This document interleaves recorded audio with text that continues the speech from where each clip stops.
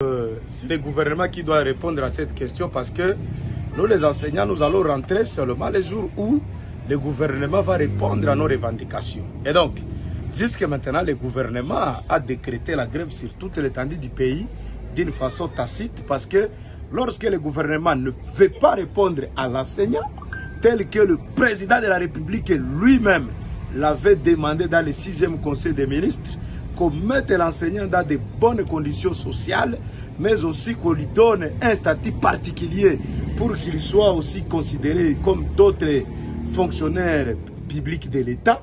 Nous considérons que c'est le gouvernement congolais qui ne veut pas qu'il y ait éducation dans ce pays. Et là, nous les enseignants, nous continuons à rester chez nous jusqu'à ce que nos revendications seront répondues. Donc nous rentrerons à l'école les jours où le gouvernement va décider. Et cette décision sera la paye des enseignants telle que ça se doit.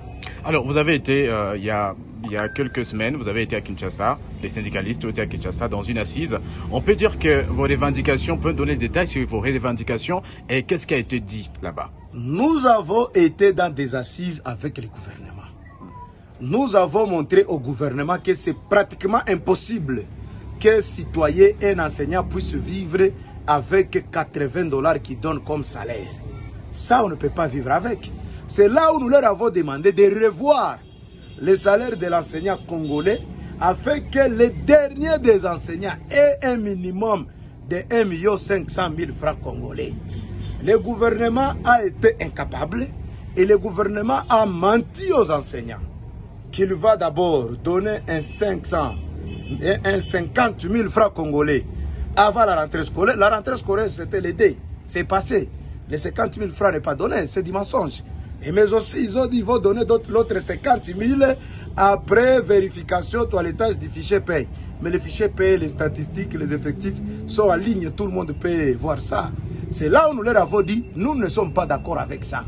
Nous, les syndicalistes, à l'unanimité, à Bibois, là où nous étions à Kinshasa, nous avons refusé de signer ça. Et nous leur avons dit, si c'est ça, vous allez enseigner vous-même. Nous leur avons dit clairement, Excellence, ministre ou secrétaire général ou qui que ce soit, descendez sur le terrain, allez enseigner les enfants congolais vous-même. Parce qu'il n'y a pas cet enseignant-là qui peut vivre avec 80 000 francs congolais.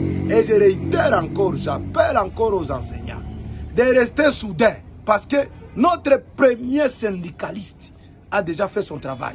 C'est le président de la République, Antoine Félix Tshilombo. Il a été clair. Il a donné l'instruction ferme à son gouvernement de tout faire pour mettre les enseignants dans des conditions qui sont viables. Si ces ministres-là sont incapables de matérialiser cette parole du chef de l'État, telle que nous l'avons matérialisée en acceptant de travailler dans la gratuité de l'enseignement, et là, ils auront des problèmes. Mais nous, là, on reste à la maison. Parce que notre président